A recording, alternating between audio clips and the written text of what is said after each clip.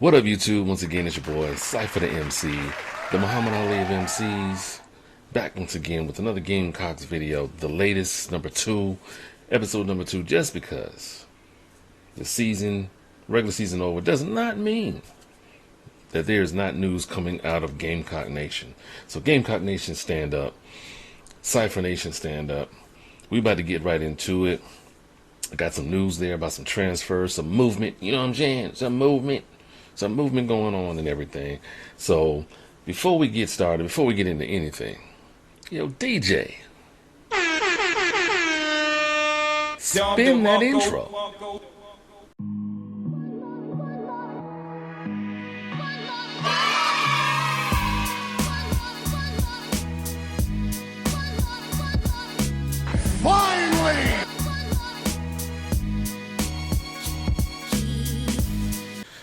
So, before we get into this, definitely drop a mic on that like button for your boy. Hit the subscribe, the bell, the notification, all that good stuff. And we're about to jump right into it. As you can see, one of the first transfers that we got to jump on board was tight end Nick Elksnis, tight end from Florida. Big guy, as tight end should be. As you can see, you know, for the most part, he wasn't really utilized at Florida.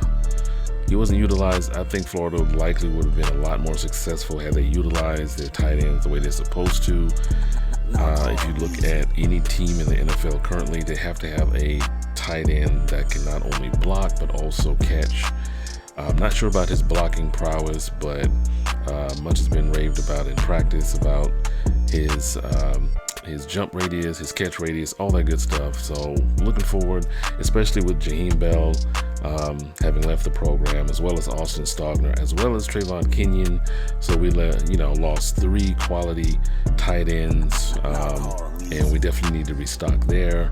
I believe the new OC, I keep messing up his name. I'm not even gonna try his name right now.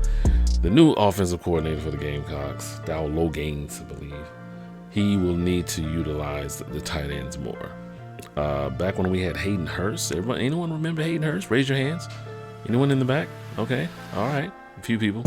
Hayden Hurst, I believe that South Carolina has put into the NFL more good tight ends than possibly any other school. So, you know, Buster Anderson, Justice Cunningham. I mean, come on, you know, we had Dave, and I believe, I'm not exactly sure which one. He either recently retired, but he's been playing for a long time. He might be a free agent. He's been playing for a long time. But we now have a tight end on board. Hopefully this doesn't influence Nicholas Harbor's decision, you know, because, you know, they're considering either using him as a tight end or defensive end, whichever. But hey, we have a tight end on board. The next transfer that came through was Mario Anderson Jr., running back out of Newberry. I'm like, this dude is crazy. He himself pretty much, even if it's against Division II, I mean, this guy put up crazy numbers this past season. So he put up crazy numbers, you know, over 1,000 yards rushing, you know, close to 20 touchdowns on the season.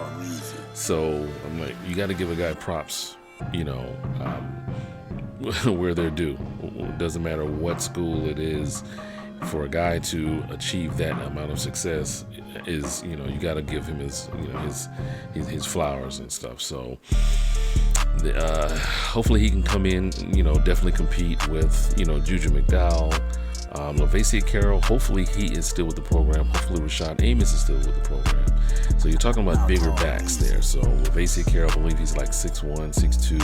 Rashad Amos 6'1", 6'2". And then you have, you know, Juju, who's a little bit on the lighter side, but we're losing Christian Beal-Smith to graduation, as well as, you know, Marshawn Lloyd to the transfer portal. So hopefully this guy can come in and he, you know, I think he's going to do a good job. I think he's going to do pretty well. The next transfer commit we got was from Yale. I mean, we keep getting these quality guys from these Ivy League schools. First with Dante Miller. Hopefully he gets a chance in the bowl game to shine. But now we got Yale's Nick Gargiulo. Hopefully I'm pronouncing his name right, because I do not want him. He's a big guy. I don't want him to approach me. He's a big dude, Nick Gargiulo. But you know, I believe he's like a 6'5" center guard. You know, depending on how that goes. I believe Eric Douglas this is gonna be his last year. He's going into the NFL, and we need to, you know, make sure that the center, you know, holds us down, holds that front line, that offensive line down. And who better than a guy that was a captain? He was a captain of the team and stuff like that. So, last but not least, high school commit Tyshawn Russell, speedster. Definitely want to see what he can do there. You know, we will be losing a few wide receivers as well.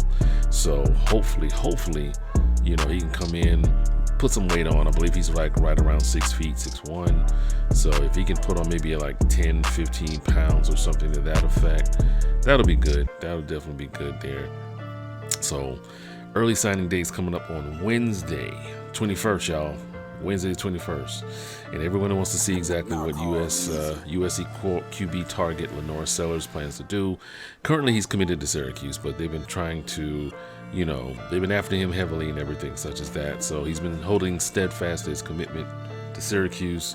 We're going to see how that plays out. And definitely, Nicholas Harbor's not going to basically make his pledge until February sometime. So I believe the Gamecocks are still going to stay on him. They're going to keep an empty spot for him just in case to see what he does.